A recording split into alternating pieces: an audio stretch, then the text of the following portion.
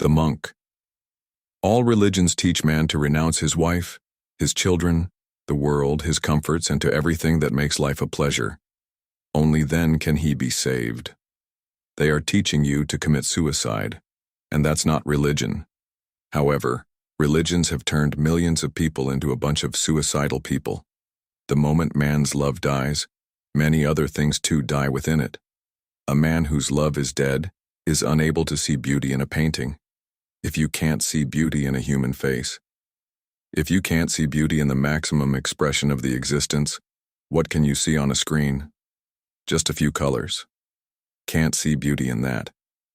He whose love is dead cannot compose poetry, for without love, his poetry will be simply arid. There will be no life in it. It will be a simple word exercise, without any spirit behind. It will be poetry with a body without a soul, but not poetry itself. A man who cannot love cannot be creative in any way. So-called celibate saints and monks have contributed nothing to wisdom human, for human intelligence, for beauty, for wealth, for music, for dance. No, celibate monks and nuns did not contribute in any way to this. They are a burden to the earth. The only thing they contributed was AIDS. What is a consequence very natural? Life stems from sex. Life consists of sex. One can elevate sex to such refinement, to the point of becoming love, compassion.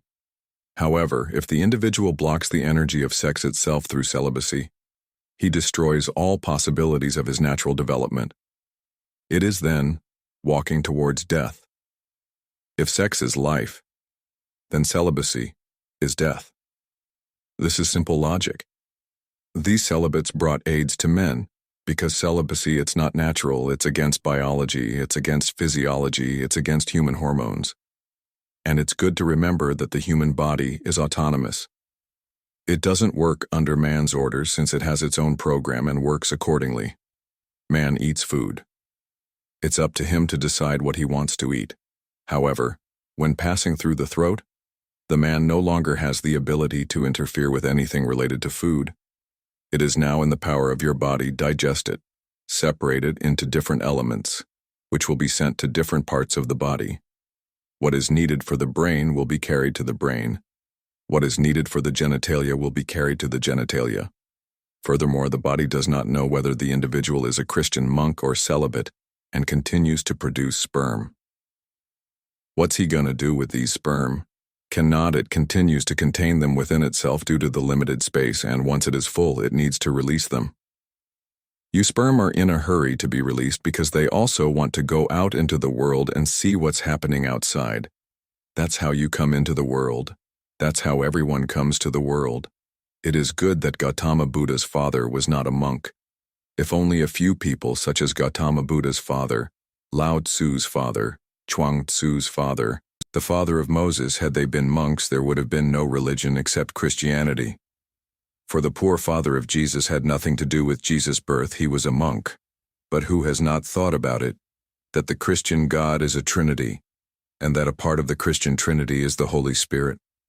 He's not a celibate, he's a rapist, a great act divine.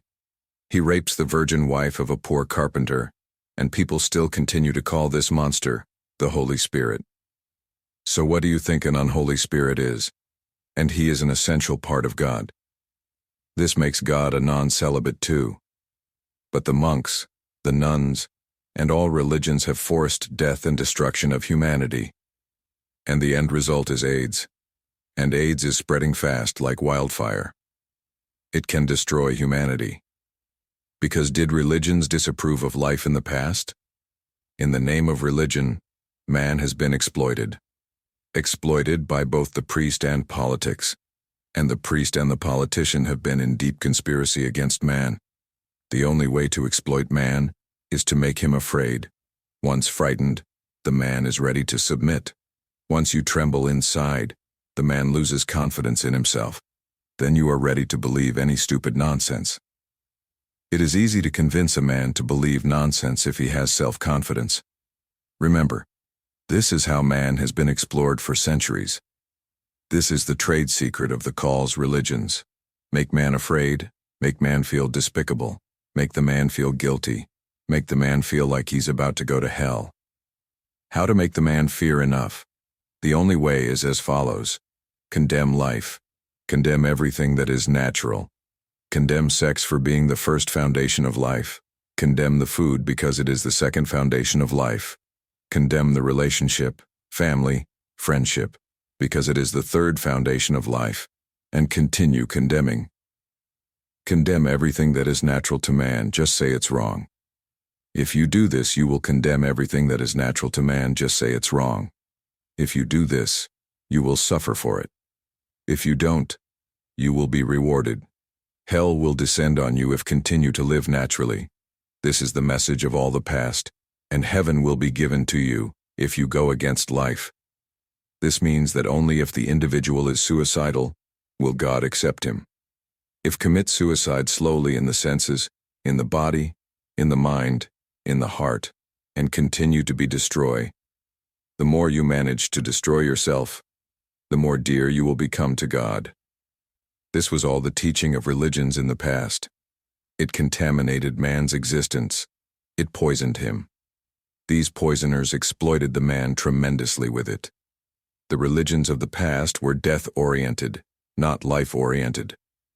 What I proclaim is a life-oriented vision, to love the life in its multidimensionality, because it's the only way to get closer and closer to the ultimate truth. The ultimate truth is not far away. It is hidden in the immediate. The immediate is the supreme. The inherent is the transcendent. God is not there, he is here. God is not that, is this. It's the man is not unworthy, he is not a sinner. I am here to help alleviate all men's feelings of guilt. I am here for help you start trusting yourself again. By starting to trust your own being, no politician and no priest will be able to exploit it. Man is always exploited through fear. Here's an example. Mullah Nasruddin once got lost in a jungle, tried to find a way out of the all day, but it was not possible due to tiredness, hunger, exhaustion, injuries. Besides, from the tattered clothes due to the dense forest and the thorns in the jungle. And it was getting more dark, the sun setting and night about to fall. He is an atheist, a committed atheist who has never prayed before. However, with the situation, or namely, the fear of night and wild animals, for the first time in his life he thought of God. He forgot all the arguments he used to make against God. Kneeled on the floor and said, "Dear sir," though he looked around, a little embarrassed, knowing perfectly fine that there was no one, but still ashamed. The philosophy of atheism for an entire life. But when fear knocks at the door and when death is so close, who bother with logic, philosophies and stuff? Who cares with reason, arguments?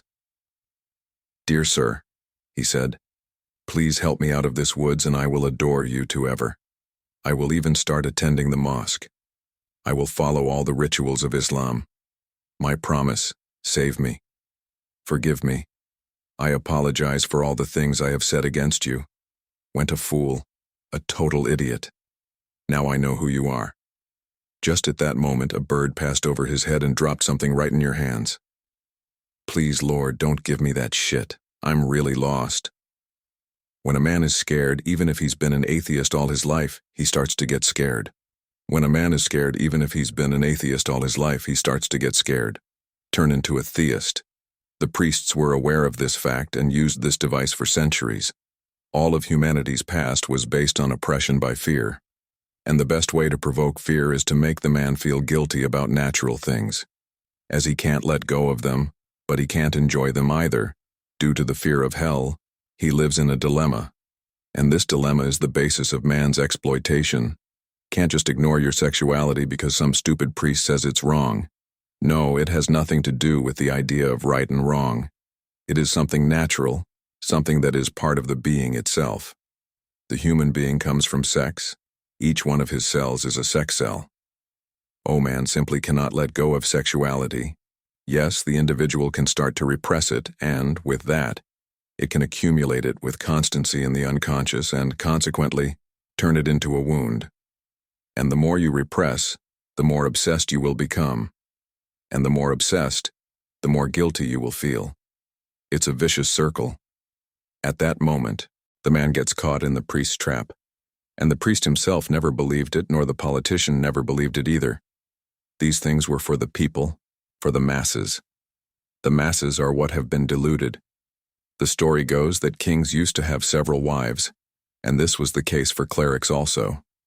And it's a miracle. People continue to believe in these charlatans. The priest and the politician do everything they tell people not to do, sometimes openly, sometimes through the door of the funds. Priests greatly harm the human heart, the human conscience. Put this poisonous idea that life is an ugly thing in man's mind. Teach people how to get rid of life. I teach my people how to go deeper in life, while the priests teach how to get rid of it. I teach man how to make his life free, while priests teach how to end this life. And I teach you how to walk life towards eternity, continuously, and how to live life in abundance. Hence the controversy. It is destined to exist. My vision is just the opposite of what has been taught in the name of religion. I bring a new vision of religion to the world. This is the boldest attempt ever made. Accept life in its multidimensionality, enjoy it, celebrate it, rejoice in it. My path is not renunciation, it's satisfaction. It's also not his way as fasting, but feasting, and being festive is being religious. I define religion as space festive. No other animal can be festive, no other animal knows about festivals.